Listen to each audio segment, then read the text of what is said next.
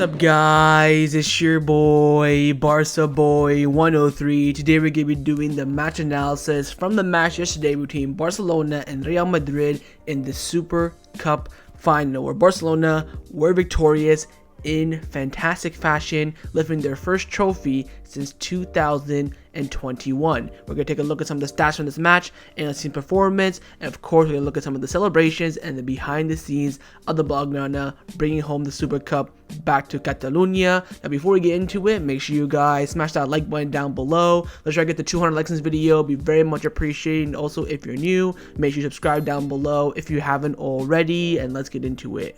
Let's start off with a reminder of the starting lineup from last night. It was Ter Stegen in goal, a back four of Araujo, Kounde, Christensen, Alejandro Balde, midfield four of Gavi, Busquets, De Jong, and Pedri, with of course Gavi playing as that false winger, false nine, and Ousmane Dembele and Lewandowski forming a front two. Although in game we did see very much so as a 4-4-2 shape, even sometime as a 4-2-3-1. And in this match, Xavi did use all 5 of the substitutions. He firstly brought on Raphinha, they made a double change bringing on Kessie and Garcia, and then finally his last double change was bringing on Ansu Fati and Sergi Roberto. Now the front covers of the Catalan-based newspapers this morning were absolutely, of course, nothing but praise for the blaugrana winning the Super Cup. Mundo Deportivo came out the headline saying the champions return, and Sport came out the headline saying Super Campeones. And also in Madrid as well, from Marca and AS, they had Barcelona on the front of their covers as well, which shows how significant the Super Cup victory in the Clásico, of course, was. Let's now take a look at the full-time stats, where Barcelona did have more possession from Real Madrid for 53% to 47%, although I feel like during the game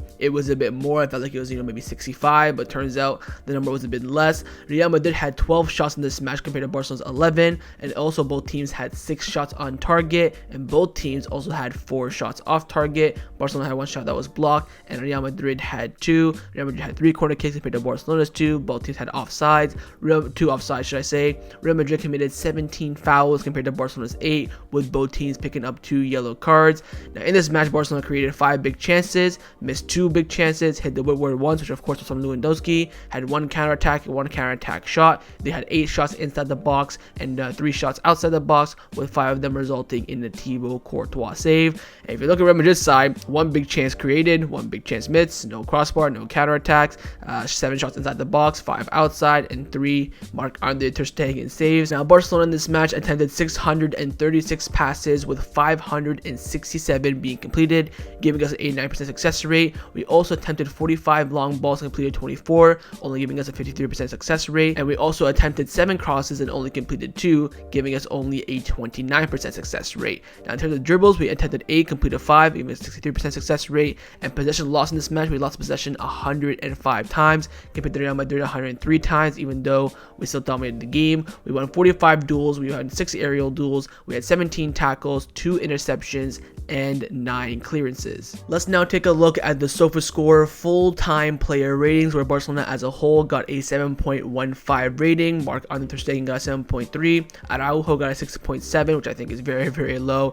Kounde 6.7, very low, Christensen 6.8, very low, Alejandro Balde 6.9, very low. Of course, this doesn't factor, performances on the pitch the way we see it. It factors it in the sense of just pure numbers. Busquets 7.5, Frankie De Jong 7.0, Dembele with the lowest rating with a 6.2, Pedri 7.3, Gavi getting a 9.1. Wow. And finally Lewandowski with an 8.6. Now in terms of substitutions, we only got 2 ratings. One is Eric Garcia with a 6.3, and the other one is Raphinha with a 6.5, and the other players just didn't play enough minutes to get any numbers whatsoever. I think Garcia got that number because he completed 1 tackle and he was dribbled past once, therefore there was numbers registered, but the other 3 players, Ansu Fati, from Kessie, and Roberto, did not play enough minutes to register a rating. Let's now take a look at some of the stats from this match. Firstly, we do have the average positioning of the Barcelona players on the pitch. On the left hand side is the starting lineup, on the right hand side is with the substitutions. Now of course, quickly on the substitutions, they came in, didn't play enough time. Ansu Fati basically playing as a DM.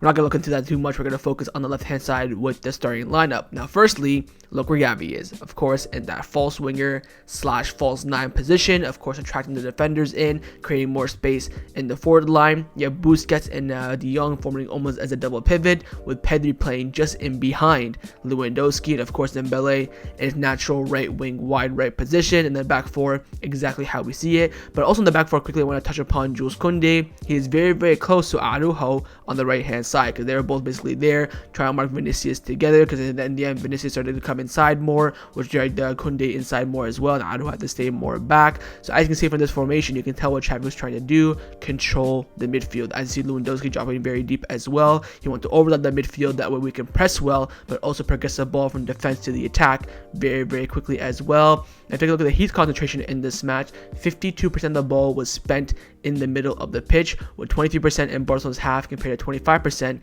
in the half of Real Madrid. And Barcelona as well, for the first time in a very long time, went down the right hand side of the pitch more than the left hand side. Of course, on the left hand side this game was only Gavi and Balde. Usually when Jordi Alba's there, everything's coming down the left hand side, especially if you have a natural ringer there, whether it's Varane, Ansu, Raphinha, or even Ousmane Dembele. But since we had the natural ringer on the other side, the ball was used more down the right hand side position.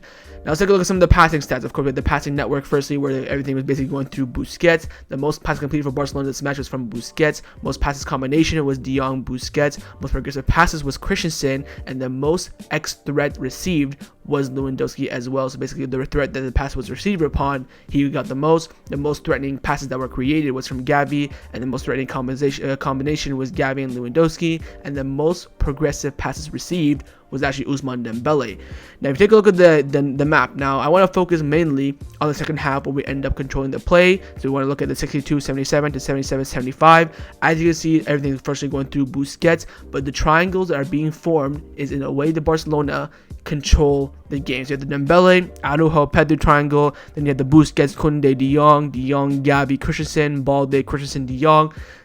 It's becoming more and more evident how Barcelona love to play in triangles, but that's what Xavi been trying to implement. We saw it also at the end of year documentary, how he kept on saying in training to always form a diamond, or even a square. Again, you look at it, this is a square of Dembele, Pedri, Araujo, Busquets. You also have the square of De Jong, Christensen, Kounde, Busquets. But again, it's just Busquets. And also quickly, a side note, this is why it's so important to find a good pivot to replace Busquets who can do this role. But again, even Ter Stegen getting involved in the play, not so near the 90th minute. But again, Barcelona, this just shows how fluid the passing was for them and how everything was moving smoothly and according to plan for Xavi. Let's now get into the post-match press conference reaction and match reaction from basically everyone. We have a bunch of players coming out speaking after the game. Also, of course, the manager Xavi as well. First, I want to cover Gavi, since he was man of the match. He sat down in the press box and gave a post-match press conference. He came out saying, "I'm very happy to win my first title with the first team. I would define myself as a player who always gives everything for the team. I can still improve a lot, but we're going to keep improving as an entire team as well." Then asked about the celebration, how it's a bit over the top for a Super Cup. He said that, look, it's a Clasico in a final, so yeah, we're going to celebrate it to the fullest. Asked whose idols were. My idols have always been Iniesta and Verratti. I always try to be the same player as they were. I think the coach prepared the game for us very well, and we dominated our opponent. We have some quotes coming in here from Araujo. It's the beginning of a new era. That's why this title is so beautiful. I've cried a lot. I've had a bad time with my injury, especially when I missed the World Cup. This releases weight off our shoulder. Frankie de Jong came out after the game saying we have to keep improving to be successful. I feel very relieved and happy to enjoy this moment. Lewandowski came out saying we had fun, we did a great job, we managed the game and the result very well. Me and Gavi spoke before the game. I wanted to talk with him, that way we can connect well on the pitch. Juan Laporta came out after the match saying that Gavi has earned the honor of being the man of the match, but I think the whole team has been outstanding. Xavi is wonderful. Madrid know how to act both in victory and defeat. They were very, very elegant. Florentino has dedicated some very nice words to Busquets as well. This is the style of characteristics for us that we want to see a lot in our play, but our main goal is to win La Liga. Busquets came after the match saying that Gavi, we all know how he competes. He's a competitive animal, so super young at that age. Most are in the youth academy. He has a bright future, but he still has a long way to go. Let's hope he keeps on learning, and hopefully he marks an era at Barcelona. We were excited, eager. Since Xavi arrived, we have felt a way that today we have achieved a very strong victory. Araujo has been very good stopping Vinicius Jr., and this victory will strengthen us a lot. Now we have the words of our coach, Xavi Hernandez. He came out saying, I always care about how when we win without playing well. I feel like something is missing. What we have proposed has come out perfectly. This title won against Madrid will give us peace of mind. We have lived through a very difficult month since Messi's left, and now I hope this is the first title of many. Gavi at 18 excites us a lot. He has the courage and mentality to play at the top level. He also has leadership. He has no ceiling. We can't slow down. We have the 3 titles to pay for left still. This will give us confidence throughout the rest of the season. I have a friendly relationship with Laporta. He's invested heavily in this project, and I'm especially happy for him as well. It's close to the type of games that we want. Sure, they won't be perfect. We always have to adjust things, but everyone has played up an extraordinary level. Today's football is very fast. You have to be very direct. You have to be very vertical. It can be seen in the first goal. And that concludes everyone's thoughts after the match in the Super Cup final in the Clásico. Let's now take a look at some of the behind the scenes celebrations of the Super Cup win in the Clásico last night. Now, when we win a trophy, what I like to usually do is not really rare on the channel, but I like to go and look at the actual footage and react to it. And this is the players after the game ended. Of course, after putting in a great performance, they celebrated this to the fullest. Now, some people are, a lot of Barcelona fans, hitting out saying that, oh, it's just a Super Cup, we need to calm down, blah, blah, blah, blah, blah, blah. But when you win a final, it's just, a different feeling, especially in the Clásico. And that's why the Spanish Federation have implemented the Spanish Super Cup to be in a final format, because usually it's in the summer between the 2 legs. Whoever wins, you just kind of lift up the trophy away and that's it. But in this final format, it makes it more competitive and also generate more money as well. According to reports, Barcelona did earn around 14 million euros from winning the Super Cup. 8 million for participating, 2 reaching the final, and then 2 for winning it. So it's great revenue for Barcelona as well. We were down, of course, 26 million euros from not qualifying for the Champions League knockout rounds. Laporta said the other day we need to earn 26 million. There's 14 million right here just from winning this cup alone. And like Xavi mentioned, it will give the team a morale boost for the very, very intense months coming up. We got, Copa del Rey coming up. We got the Europa League, and of course, we're still fighting for the league, which again, Joan Laporta keeps mentioning is the objective of the club. So I think overall we have the right to celebrate this, not for a week or anything, just today and yesterday, and that should be it. I think once Wednesday hits and Xavi does his press conference for the Copa del Rey game, that's when we flip gears and get back to focus mode. But I think right now it's important to celebrate, enjoy the moment as players. They worked very hard for this. Traveling and everything makes it difficult. You have players on the bench most of the time, them playing. You have Alejandro Balde, for example. He didn't play at all 1 minute against Betis, plays a full 90 minutes against Real Madrid. So takes that adjusting as well. Now we also do have them after lifting the trophy. So we have here Busquets. I'm gonna get copyrighted this like no tomorrow. I ain't gonna make any money on this video, so y'all better drop a like on this. So you have Busquets here coming to lift the trophy. Of course, his first trophy as the captain of the first team. Of course, he's lifted many of trophies with Barcelona. This is his first as the captain, first post Messi as well. First trophy that we won without Messi. First trophy for Xavi as well. Look at him inviting his staff. That for me is very important as well. It shows how much Xavi cares about his team. He won't, take all the glory for himself, so to speak, but he wants to share that, glory with everyone that deserves it. And the players doing the honorary walk that they usually do. It sucks that there's no, it's all Camp Nou, right? It's in Saudi Arabia. There's some Barcelona fans there, but there's not as many as you expect, compared to being at the Camp Nou. So they still did the walk nonetheless to show the appreciation to the fans who did travel, who are local. If I traveled, I'd want this. If I was local, I'd want this as well. So they gave that as a sign of respect, and of course, we all do appreciate it, whether we're there at the game or for watching from home like me and you. Now, we do have some behind the scenes as well in terms of the locker room celebration. Of course, that's when, everything really gets lit up. You get the pictures, you get the music going, you start dancing and all that sort of stuff. So this is where the actual intenseness comes in. Look, there you see Xavi, they're very happy. They were doing a lot of chants in the dressing room as well, the campeone, ole, ole, ole. They started singing Un Día de Partir, Fútbol Club Barcelona, all like the traditionary chants that Barcelona do when they win a trophy. They were doing it. And it's nice to see like the new players doing it as well, like the likes of Raphinha, Kounde, Lewandowski, who, know nothing about Barcelona before they come to the club, and then all of a sudden now they're singing our chants and stuff like that. It's always, very, very unique and very crazy to see as well. And it's nice to see. Like, you see Memphis in there in the background not getting involved whatsoever because he's about to dip to Inter Milan. We'll see what happens with that. But it shows like the fighting spirit and also who really cares or not. See, like again, Memphis still sitting down, just getting changed and stuff. He didn't play a minute. I don't blame him whatsoever. But this is stuff that you want to observe in these, behind the scene footages. You see everyone celebrating except for a few players. Why are those few players not celebrating? We just won a trophy, all that sort of stuff. No diss on Memphis, but then you have Arnaud Antunes, by the way. The reports are true. He is such a big head in the locker room as a third choice goalkeeper. It's ridiculous. You should have seen him after the game in some of the footage. You probably saw it. He's there with every single player, talking with them. He has his own little handshake with everyone. So he's very, very big player for just being the third choice goalkeeper for Barcelona. Against Memphis still sitting down. Now he gets up. So all these little things are always important to see in these kind of celebrations. But most importantly, it's about enjoying the moment, enjoying the atmosphere, enjoying the celebration as well. They got the water and everything flying away. They're not drinking yet because they know this is not a big moment. You only drink and smoke after Champions League or a Liga trophy, not the Super Cup. Imagine if they were like popping champagne and smoking cigars, they would have got pelters, absolute pelters. But always not to see. I think now Ansu Fati and Gavi will be headballing the ball back and forth. Look at that. They can go out and still play. That's the amount of energy that Gavi has. They'll just go out and play the full another 90 minutes again. It's ridiculous, but it's very nice to see, and hopefully this will not be the last of it. Hopefully there'll be many more of these to come in the future of the season. We still be getting 3 more trophies: the Copa del Rey, the La Liga, and of course the Europa League.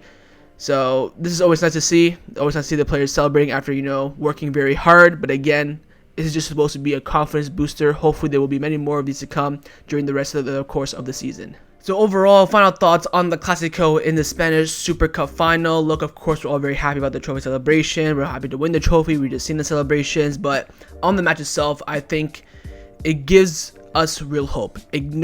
This match tells me that, look, something is cooking. Something is brewing. Xavi knows what he's doing. He is cooking, but he needs time, patience. We can't be saying Xavi out week in, week out, all that sort of stuff. It will hinder the development. I think Xavi even came out speaking to Gerardo Romero. By the way, Gerardo Romero spoke to Laporta and Xavi in his live stream. Talk about not being the number one source in Barcelona. He came out saying that a lot of players have been criticized over the past few months. It's hindered their morale, their confidence. It's very hard for them to play after hearing and seeing all that. But those who overcome those criticisms are always the good players, and we saw that today. He's probably hinting at the fact of like Busquets and Raphinha and all these players that always get criticized. Ansu Fati as well. To be fair, even Eric Garcia came and put a shift. Look, there's the 4 new captains holding the Super Cup. But it's always important to get those signs. We see it here and there, and the most important thing for me about in this game was the consistency. We said play the way that we want to play for the full 90, not just 20-25 minutes. I think if you add up the total match of what we played well, you'd probably say around 80, which I think from going from half an hour from the Betis game to 80 minutes in the Clásico, I think it's a big improvement. But now is doing this on a consistent basis. It's not just a performance as a team, but individually as well. Of course, Araujo performs week in, week out. Same with Kounde, Christensen. Alejandro Balde starting to do it now. We need to see more of this from Frankie de Jong on a weekly basis. Busquets, despite the fact that he's probably leaving the summer, despite the fact that he's finished, when he does play, he needs to be playing at the highest level, especially for Football Club Barcelona. Hopefully, he does continue to do that. You see Ousmane Dembele now starting to be consistent. He just needs that final end product in front of goal. Lewandowski showing up when we need him. Then you have Gavi and Pedri absolutely tearing it up for Barcelona. It's crazy to see that our midfield relies on a 20 and 18-year-old.